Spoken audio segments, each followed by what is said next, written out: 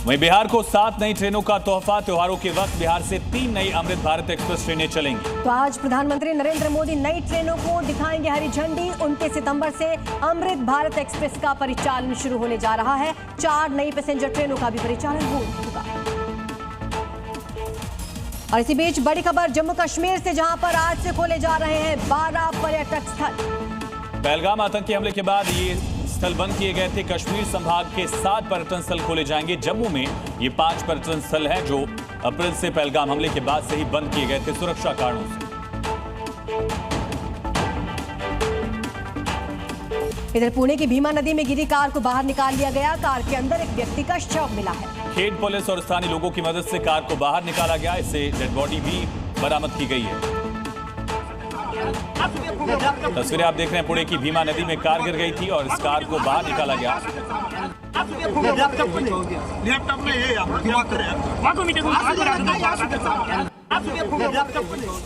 और यूपी के कौशाम्बी से बड़ी खबर है, पुलिस और बदमाशों के बीच यहां एनकाउंटर हुआ।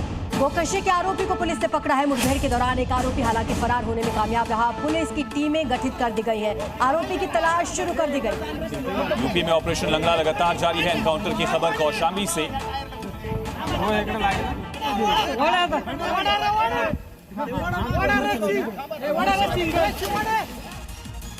और यूपी के सीतापुर से बड़ी खबर, पिंजरे में कैद हुआ तेंदुआ। वन विभाग ने तेंदुओं को पकड़ लिया है। तेंदुओं के पकड़े जाने से ग्रामीणों ने राहत की सांस जरूर ली है। हालांकि अभी भी वन विभाग ने लोगों से सतर्क रहने के लिए कहा है। सीतापुर से बड़ी खबर, पिंजरे में कैद नजर आ रहा है ये तेंदुआ।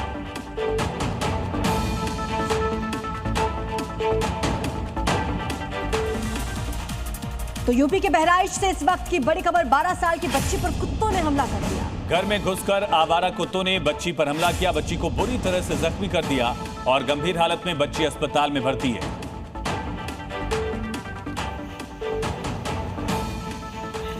और अब रुख करेंगे अहम खबरों की तरफ, राज्यों की और देश विदेश की अहम बड़ी खबरों की तरफ।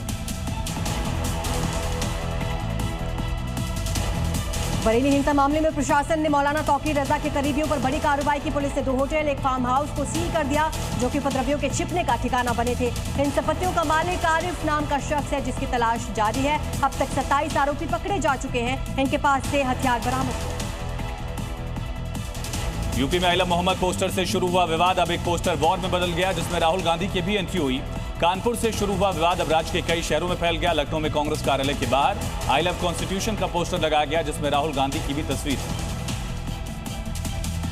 गृहमंत्री अमित शाह ने घोषणा की है कि 31 मार्च 2026 तक देश से नक्सलवाद पूरी तरह खत्म हो जाएगा। गृहमंत्री ने कहा, आंतरिक सुरक्षा और सीमा सुरक्षा हमेशा से बीजेपी की विचारधारा का अहम हिस्सा रहे हैं। शाह ने इस बात पर जोर दिया कि केवल हथियारों वाली गतिविधियों को समाप्त करने से यह समस्या हल नहीं होगी। कहा कि इसकी जड़ों को समझना और उन वैचारिक कारणों पर भी काम करना अहम है। पहलगाम आतंकी हमले के बाद बंद किए गए जम्मू कश्मीर के 12 पर्यटन स्थल आज से खुलेंगे। सुरक्षा समीक्षा के बाद प्रशासन का फैसला, खोले गए 12 पर्यटन स्थलों में से 7 कश्मीर में और 5 जम्मू में हैं। कश्मीर के प्रमुख स्थानों में अरू घाटी, राफ्टिंग पॉइंट और पहलगाम के आसपास के दूसरे लोकप्रिय स्थल शामिल। भारत ने पाकिस्तान को 5 विकेट से हराकर एशिया कप का खिताब अपने नाम किया। इस मौके पर प्रधानमंत्री मोदी ने बधाई दी। पीएम ने कहा, टीम इंडिया पूरे टूर्नामेंट में अजेय रही और फाइनल में भी अपना शानदार प्रदर्शन जारी रखा। भारत के लिए तिलक वर्मा ने अभूतपूर्व पारी खेली और नाबाद रहते हुए टीम को जीत दिलाई। झारखंड के बोकारो में स्टील प्लांट में बड़ा हादसा। स्टील मेल्टिंग शॉप में भीषण आग लग गई। आग की चपेट में आने से 3 कामगार गंभीर रूप से झुलस गए। सभी को आईसीयू में भर्ती कराया गया। चिकित्सकों की टीम लगातार उनकी निगरानी कर रही है। हादसे की जांच भी शुरू कर दी गई। यूपी में आइलम मोहम्मद विवाद ने पूरे देश में सियासी तूफान खड़ा कर दिया है। कानपुर से शुरू हुआ ये विवाद अब सड़कों, सोशल मीडिया और राजनीतिक दफ्तरों तक पहुंच गया। कांग्रेस ने अपने नेताओं के समर्थन में पोस्टर्स लगाकर इस जंग में एंट्री कर ली और लखनऊ में कांग्रेस के आई लव कॉन्स्टिट्यूशन पोस्टर ने इस विवाद को और हवा दे दी। यूपी के कानपुर में भगवत कथा सप्ताह में आचार्य शांतनु जी महाराज ने हिंदुओं से 3 बच्चे पैदा करने की अपील की। कहा कि आज का युग सिर्फ वैचारिक नहीं बल्कि संख्यात्मक संघर्ष का है। हिंदू समाज को अपनी संस्कृति और अस्तित्व को सुरक्षित रखना है तो हर परिवार को कम से कम 3 बच्चे करने चाहिए। बिहार के सासाराम में दुर्गा पूजा की तैयारियों को लेकर प्रशासन पूरी तरह से एक्टिव मूड में है। सुरक्षा को लेकर डीएम और एसपी ने पूरे शहर का निरीक्षण किया। कई पूजा पंडालों में जाकर तैयारियों का जायजा लिया।